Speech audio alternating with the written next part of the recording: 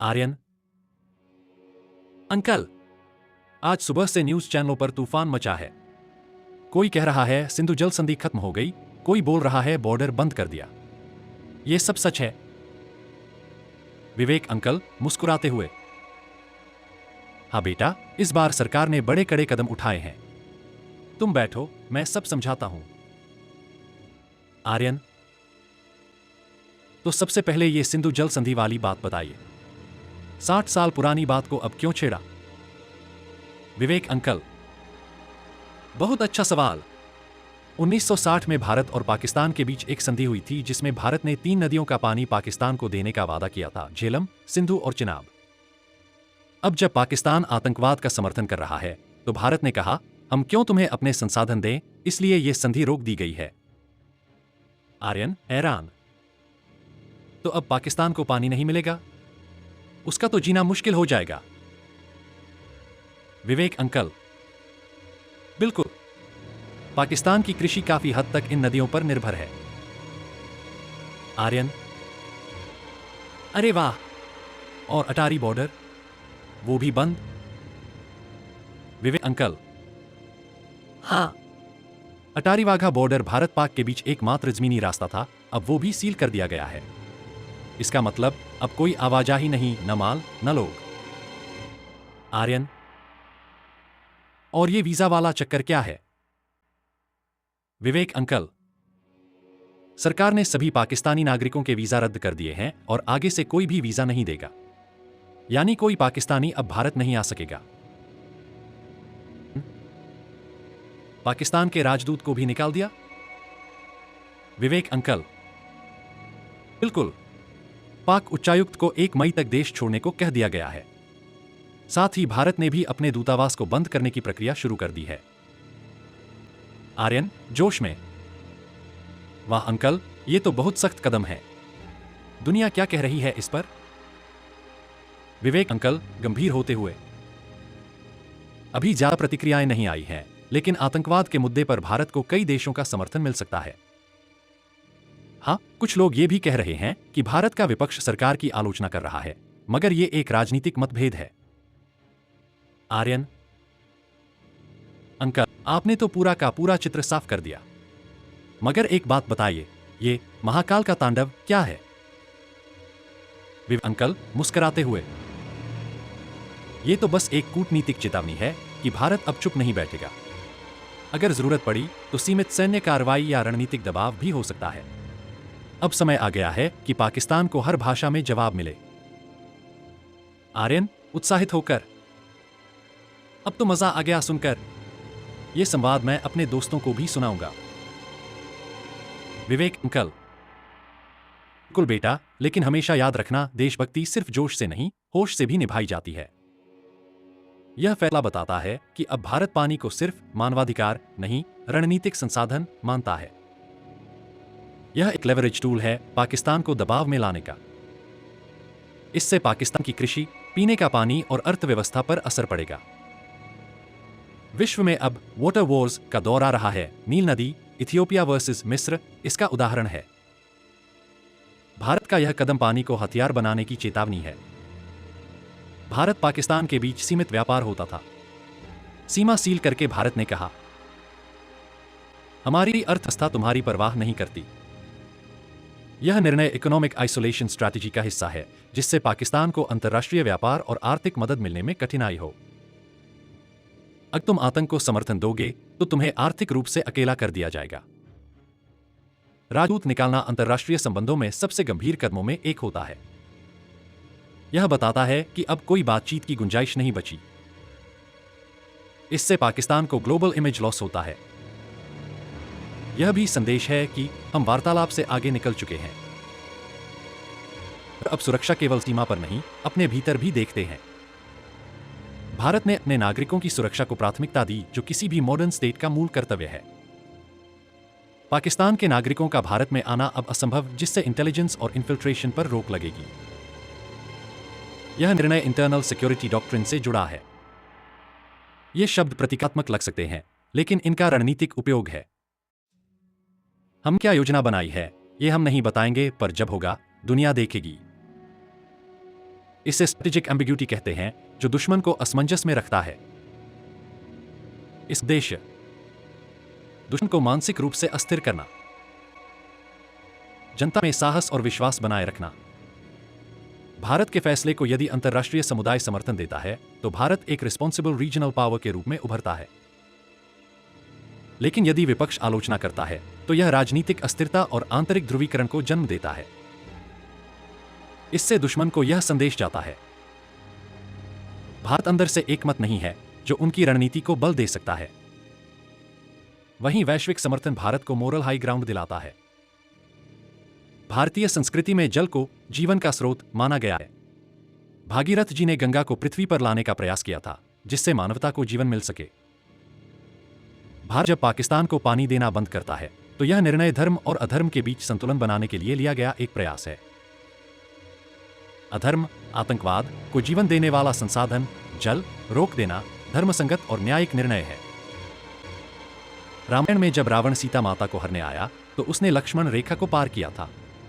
लक्ष्मण रेखा मर्यादा और सुरक्षा की रेखा होती है। जब भारत अटारी बॉर्डर बंद करता है तो यह एक लक्ष्मण रेखा की पुनः स्थापना है। यह दर्शाता है कि अब कोई भी सीमा उल्लंघन या अपमान सहन नहीं किया जाएगा। महाभारत में श्री कृष्ण ने युद्ध रोकने के लिए शांतिदूत बनकर दुर्योधन के पास संदेश भेजा था। लेकिन जब दुर्योधन ने अपमान किया तब श्री कृष्ण ने कहा, अब शांति की भाषा नहीं केवल तांडव होगा। भारत ने पाकिस्तान के उच्चायुक्त को निकालकर यह संदेश दिया है, अब कूटनीतिक संवाद का अंत हो चुका है, अब उत्तर केवल कर्म और न्याय के माध्यम से मिलेगा।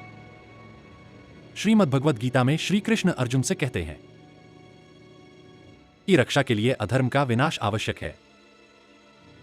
भारत द्वारा वीजा रद्द करना, सीमाओं को सील करना, यह सब एक प्रकार से सुदर्शन चक्र के घूर्णन की शुरुआत है, जिसमें अब कोई अधर्मी तत्व भारत में प्रवेश नहीं कर सकेगा।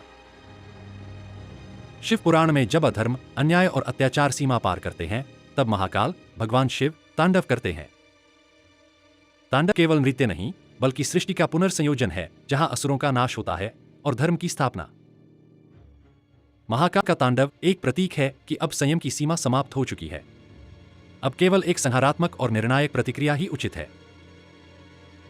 महाभारत में जब पांडवों के अधिकार छीने गए तो विदुर, भीष्म और द्रोणाचार्य जैसे विवेकशील लोग भी मौन थे, जबकि शकुनी और कर्ण दुर्योधन का समर्थन कर रहे थे।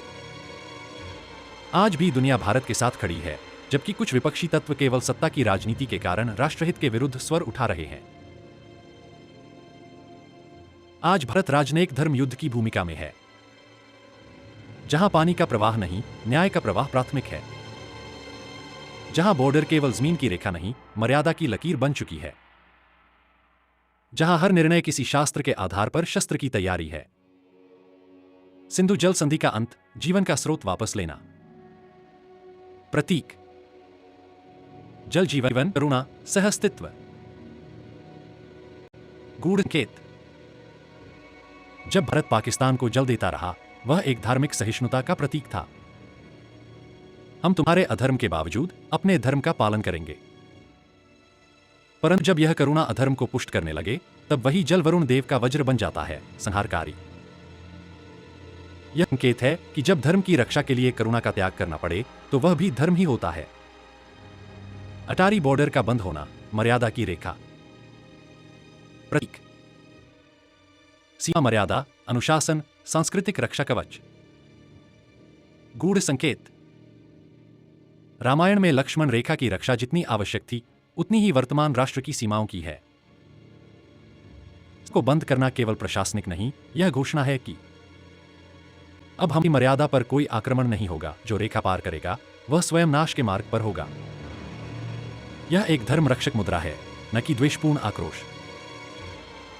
पाक उच्चायुक्त का निष्कासन, शांति का अंत, निर्णय की शुरुआत।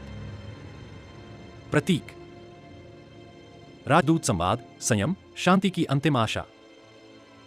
गूढ़ संकेत महाभारत में जब श्री कृष्ण शांति प्रस्ताव लेकर गए थे और दुर्योधन ने अस्वीकार कर दिया, तब शांति के द्वार बंद हो गए। इसी तरह राजदूत को निष्कासित करना दर्शाता है कि अब शब्द नहीं, कर्म ही संवाद होगा। यह कर्मयोग का प्रवेश द्वार है, जहां नीति पीछे रह जाती है और धर्म अपने स्वरूप में उतरता है। वीजा रद्द, अंतःक्षेत्र की रक्षा। प्रतीक। वीजा विश्वास में विश्वास का पुल। गूढ़ संकेत। शास्त्रों में कहा गया है, दुर्जन प्रथम त्यजेत, पहले दुर्जन से दूरी बनाओ। भारत ने वीजा रद्द करके यह संकेत दिया कि धर्म की रक्षा पहले होती है, मैत्री बाद में। यह एक प्रकार से देश के प्राणवायु मंडल, इनर एनर्जी फील्ड को शुद्ध करना है। महाकाल का तांडव, सृष्टि की शुद्धि प्रक्रिया। प्रतीक। महाकाल समय के पार स्थित चेतना। तांडव विनाश नहीं, पुनर्निर्माण का नृत्य। गूढ़ संकेत। भगवान शिव का तांडव कोई क्रोध में किया गया नाश नहीं है। यह उस स्थिति में होता है जब सृष्टि का संतुलन बिगड़ गया हो। भारत द्वारा उठाए गए कदम महाकाल के उस तांडव का संकेत हैं जो अधर्म को समाप्त कर धर्म, न्याय और संतुलन की पुनर्स्थापना करता है। विश्व समर्थन व विपक्ष की भूमिका, धर्म सभा बनाम कौरव सभा। प्रतीक। विश्व समर्थन धर्म की वैश्विक चेतना। विपक्ष का विरोध आंतरिक मोह, भ्रम। गूढ़ संकेत। भारत में भी कौरव सभा में विदुर, भीष्म जैसे ज्ञानी भी चुप रहे। आज भी जो भारत के सत्य निर्णयों पर प्रश्न उठाते हैं, वे या तो राजनीतिक मोह से ग्रसित हैं या फिर सत्य की दृष्टि से वंचित। इन निर्णयों के माध्यम से भारत केवल कूटनीति नहीं कर रहा, वह अपने आध्यात्मिक और सांस्कृतिक मूल्यबोध के आधार पर धर्म की रक्षा कर रहा है। यहां हम भारतीय ज्ञान परंपरा से प्रेरित कुछ मौलिक विचार प्रस्तुत कर रहे हैं जो आज की नीतियों, समाज और विश्व राजनीति में लागू किए जा सकते हैं। धर्मनीति, नीति जो केवल राज्यहित नहीं बल्कि न्याय, संतुलन और सार्वभौमिक कल्याण पर आधारित हो। भारत का निर्णय जैसे जल रोकना, सीमा सील करना केवल प्रतिक्रिया नहीं, धर्मसंगत प्रतिक्रिया है। हर राष्ट्रीय निर्णय को केवल सुरक्षा या अर्थशास्त्र के आधार पर नहीं, न्याय और संतुलन, धर्म की कसौटी पर भी परखा जाए। महाकाल केवल विनाशक नहीं, समय के अनुसार संतुलन का निर्माता है। इसका उपयोग एक रणनीतिक सिद्धांत के रूप में हो सकता है। जब समय अतिशय असंतुलन की ओर बढ़े, तब निर्णायक हस्तक्षेप ही नया सृजन करता है। संभावित नीति क्षेत्र। सैन्य नीति। प्राकृतिक संसाधनों का पुनः संतुलन। सामाजिक सुधारों की निर्णायक क्रियान्वयन नीति। सीमा केवल भौगोलिक नहीं, सांस्कृतिक, वैचारिक और नैतिक रेखा भी होती है। इसका उल्लंघन केवल सुरक्षा संकट नहीं, राष्ट्र की अस्मिता पर आघात है। संभावित उपयोग। साइबर सुरक्षा की नई परिभाषा। शिक्षा में राष्ट्रवाद बनाम वैश्विकता का संतुलन। डिजिटल लक्ष्मण रेखा, डिजिटल इंफ्रास्ट्रक्चर की सुरक्षा नीति। जब शिव ने अपमान को देखा, तब उन्होंने क्रोध से नहीं, वीरभद्र का निर्माण किया, यानी आक्रोश को संगठनात्मक शक्ति में बदला। आज की प्रासंगिकता। भावों को क्रोध में नहीं, प्रणाली में बदलिए। जन आंदोलन का रूपांतरण सकारात्मक संस्थानों में। राजनीति में भावुकता के बजाय दूरदर्शिता। युवाओं को विद्रोही नहीं, संरचनात्मक विचारशील बनाना। विनाश केवल नकारात्मक नहीं, यदि वह अधर्म, अन्याय और अव्यवस्था को समाप्त कर नए न्यायपूर्ण ढांचे की रचना करे। संभावित नीति क्षेत्र। पुरानी संस्थाओं का डिजिटलीकरण। भ्रष्टाचार संक्रमित प्रणालियों का विस्फोटक सुधार। न्यायिक प्रणाली में संरचनात्मक पुनर्गठन। जैसे अर्जुन को केवल चिड़िया की आंख दिखाई दी, वैसे ही राष्ट्र नेतृत्व को भी एक स्पष्ट लक्ष्य पर केंद्रित होना चाहिए। आज के संदर्भ में डिस्ट्रैक्शन फ्री नीति निर्माण। मीडिया प्रबंधन में एकाग्रता। मिशन मोड में कार्यान्वयन।